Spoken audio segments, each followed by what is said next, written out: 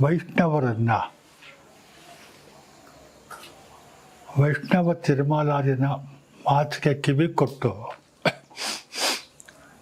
ಅವರ ಅರಮನೆಯಲ್ಲಿದ್ದ ಎಲ್ಲ ಶೈವ ಮತಾವಲಂಬಿಗಳಿಗೆ ಮುದ್ರಾಂಕನ ಮಾಡಿ ವಿಷ್ಣುವಿನ ಪೂಜೆ ಮಾಡೋದ್ರ ಬಗ್ಗೆ ಹೇಳಿದ್ವಿ.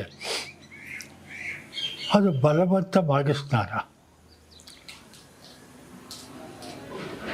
ಮತ ಪರಿವರ್ತನೆ ಅಥವಾ ಧರ್ಮ ಪರಿವರ್ತನೆ ಅಂತ ಹೇಳ್ಬೋದು.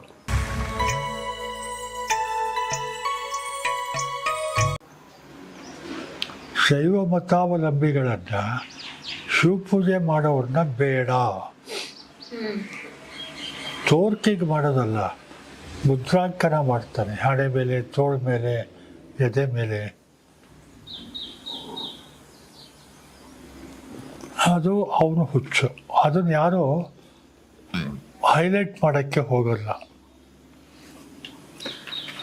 ಅವ್ನು ಇನ್ನೊಂದೇನು ಅಂದರೆ ಔರಂಗಜೇಬನ ಸಮಕಾಲೀನ ತನ್ನ ಪ್ರತಿನಿಧಿಯನ್ನು ಔರಂಗಜೇಬನ ಹತ್ರ ಕಳಿಸಿ ಅವನು ಇವನಿಗೆ ಅಫಿಷಿಯಲ್ ರೆಕಗ್ನಿಷನ್ ಕೊಡ್ತಾನೆ. ನಿನ್ನ ಹೆಸರಿನಲ್ಲಿ ಸೀಲ್ ಹೊಡ್ಕೋ ಅಂತ ಪರ್ಮಿಷನ್ ಕೊಡ್ತಾನೆ ಇವನಿಗೆ. ರಾಜ ಜಗದೇವ ರಾಜ ಅಂತ ಸೀಲ್ನಲ್ಲಿ ಅವನು ಹಾಕುತ್ತಾನೆ. ಇವನಿಗೇನೋ ಯಾರಿಗೂ ದೊರಕದ ಸಂಪತ್ತು ಸಿಕ್ತು, ರೆಕಗ್ನೇಷನ್ ಸಿಕ್ತು ಅನ್ನೋ ಅಭಿಪ್ರಾಯ. ನನಗೆ ಬೇಕಾದ್ದು, ನನಗನ್ಸೋದು ಔರಂಗಜೇಬ ಭಾರತದ ಶಹನ್ಶಾ ಚಕ್ರವರ್ತಿ ಅನ್ನೋದನ್ನು ಇವರು ಒಪ್ಕೊಂಡಿದ್ದಂಗಾಗಿತ್ತು. ಇನ್ನೊಬ್ಬರ ದಾಸ್ಯವನ್ನು ಇವರು ಒಪ್ಕೊಂಡಂಗಾಯಿತು. ಅದ್ರ ಬಗ್ಗೆ ಯಾರೂ ಟೀಕೆ ಮಾಡಲ್ಲ. ಆಮೇಲೆ ಔರಂಗಜೇಬನ ಪ್ರತಿನಿಧಿಯಿಂದ ಬೆಂಗಳೂರು ಪಟ್ಟಣವನ್ನು 3 ಲಕ್ಷ ರೂಪಾಯಿಗೆ ಇವನು ಕೊಂಡ್ಕೊತಾನೆ. ಶಿವಾಜಿ ತಂದೆ ಒಂದ್ಸಲ ಜಾಗೀರಾಗಿ ಇಸ್ಕೊಂಡಿದ್ದ ಔರಂಗಜೇಬಿಂದ. ಆಮೇಲೆ ಅದು ಹೋಗಿ ಔರಂಗಜೇಬ್ನ ಸೇನಾಧಿಪತಿಗೆ ಬರುತ್ತೆ. ಅದನ್ನು ಬಿಟ್ಟ ಮೇಲೆ ಔರಂಗಜೇಬ್ನಿಂದ ಬೆಂಗಳೂರು ಟೌನ್ನ 3 ಲಕ್ಷ ರೂಪಾಯಿಗೆ ಕೊಂಡ್ಕೊತಾನೆ. ಅಷ್ಟನ್ನು ನಮ್ಮ ಇತಿಹಾಸದಲ್ಲಿ ಹೇಳ್ತಾರೆ. ಅವ್ರು ಇನ್ನೊಂದು ಐಟಮ್ ಬಿಡ್ತಾರೆ, ಹೇಳೋದಿಲ್ಲ ಇತಿಹಾಸದಲ್ಲಿ. ಶಹಾಜಿ ಬೆಂಗಳೂರಿನ ಜಾಗೀರ್ದಾರ ಆಗಿದ್ದಾಗ, ಬೆಂಗಳೂರು, ಕೋಲಾರ ಇದೆಲ್ಲ ಸೇರ್ಕೊಂಡಿರುತ್ತೆ, ಅವನು ಆಡಳಿತ ಭಾಷೆ ಮರಾಠಿಯನ್ನು ಮಾಡ್ತಾನೆ ಶಹಾಜಿ.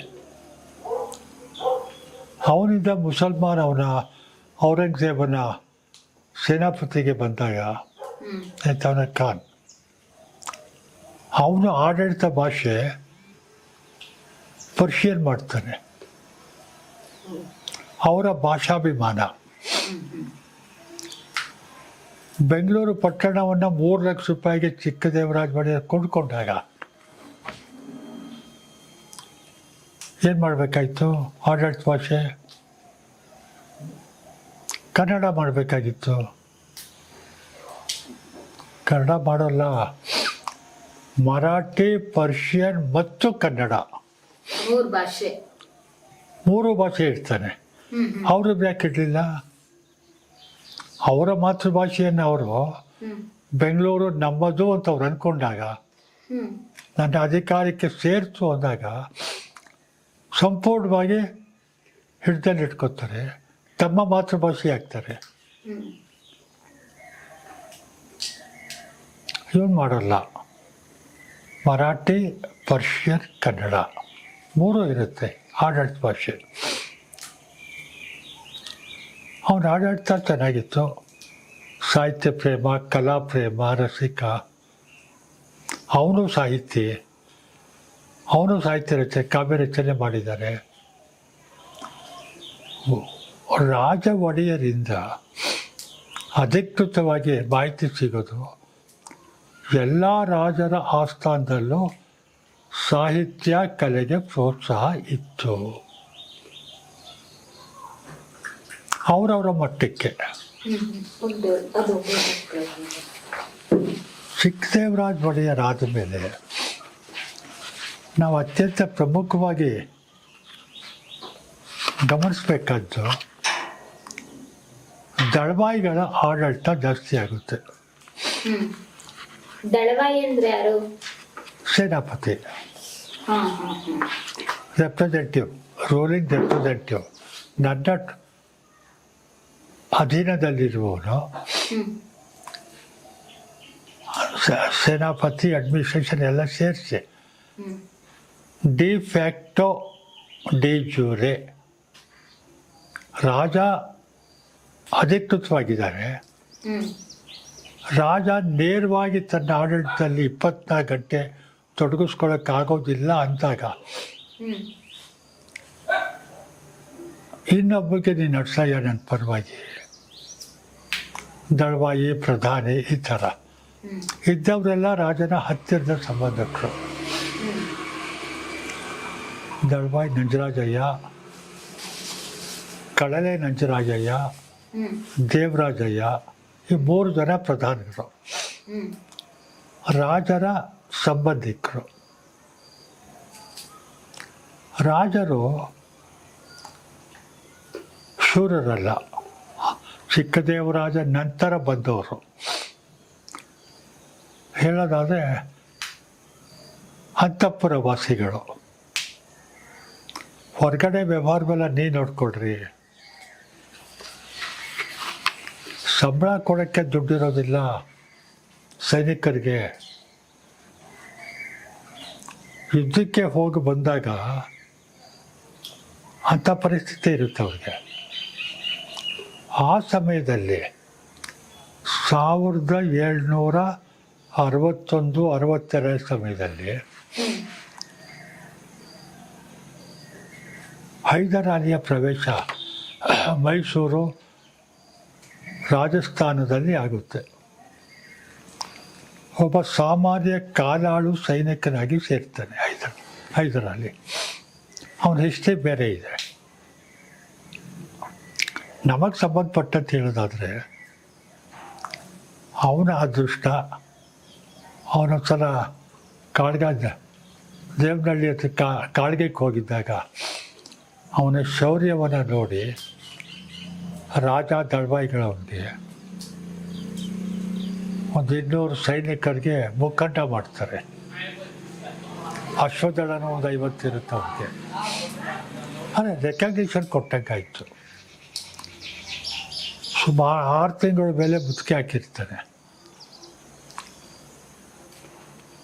ಬರುವಾಗ ಲೂಟಿ ಮಾಡ್ಕೊಂಡು ಬರುವಾಗ, ಗೆದ್ದು ಬರುವಾಗ 6 ಒಂಟೆ ಮೇಲೆ ಸಂಪತ್ತು ಲೂಟಿ ಮಾಡ್ಕೊಂಡ್ಬಂದ. 4 ಒಂಟೆ ಸಂಪತ್ತು ರಾಜನ್ ಕೊಟ್ಟ, 2 ಸಂಪತ್ತು ತನ್ನ ಮನೆ ಒಳಗಿಟ್ಟ. ಇನ್ನೊಬ್ಬ ಇತಿಹಾಸಕಾರ 6 ಅಲ್ಲ 10 ಒಂಟೆ, ಇನ್ನೊಬ್ಬ 12 ಒಂಟೆ. ಅದೆಲ್ಲ ರಾಜಂಗೆ ಇಟ್ಕೊಡ್ತಾನೆ, ಇವನು ಸ್ವಲ್ಪ ಇಟ್ಕೊತಾನೆ.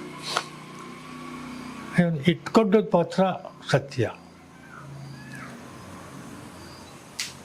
ಸೈನಿಕರಿಗೆ ಸಂಬಳ ಕೊಡದೆ ಅವ್ರು ಸ್ಟ್ರೈಕ್ ಮಾಡುವಂಥ ಸ್ಥಿತಿ ಬಂದಾಗ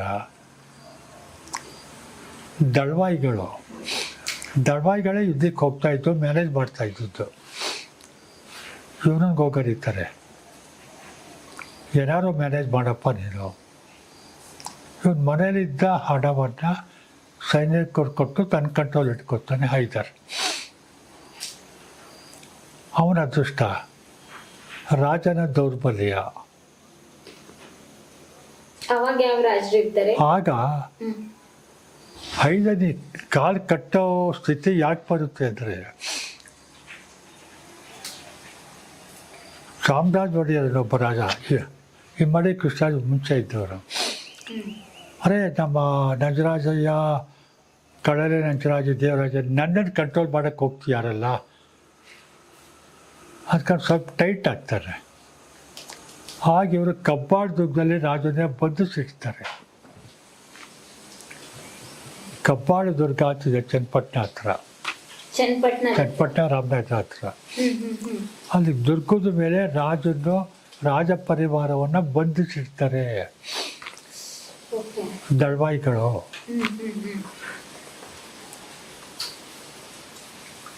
ಅವ್ರು ಸಾಯ್ತಾರೆ. ಸಹಜ ಸಾವೋ ಅಸಹಜ ಸಾವೋ ಗೊತ್ತಿಲ್ಲ. ಅಧಿಕಾರಯುತ ರಾಜನಿಗೆ ಹಿಂಸೆ ಕೊಟ್ಟ ಮೊದಲ ವ್ಯಕ್ತಿಗಳು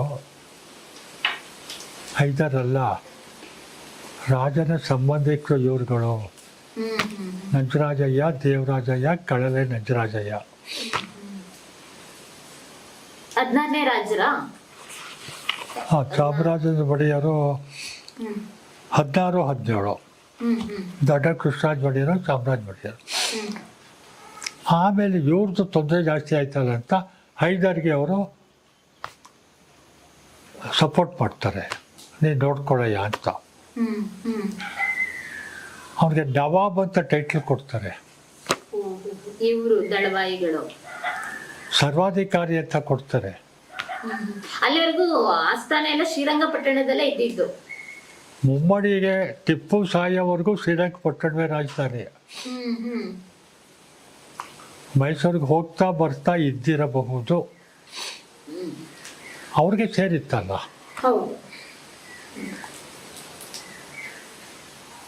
ಆಮೇಲೆ ಇಮ್ಮಡಿ ಕೃಷ್ಣರಾಜ ಒಡೆಯರ್ ಬರ್ತಾರೆ. ಅವನು ಶೌರ್ಯ ಕಮ್ಮಿ, ಅಂತಃಪುರ ವಾಸಿಗಳು ಇವರೆಲ್ಲ. ನೀನು ಮ್ಯಾನೇಜ್ ಮಾಡ್ಯ ರಾಜ್ಯನ. ಯುದ್ಧಕ್ಕೆ ಹೋಗೋರು ಇವರೇ. ದಳವಾಯಿಗಳಿದ್ದಾಗ ಅವ್ರು ಹೋಗ್ತಾ ಇದ್ರು, ಆಮೇಲೆ ಹೈದರ್ ಹೋಗ್ತಾನೆ. ಈ ಥರ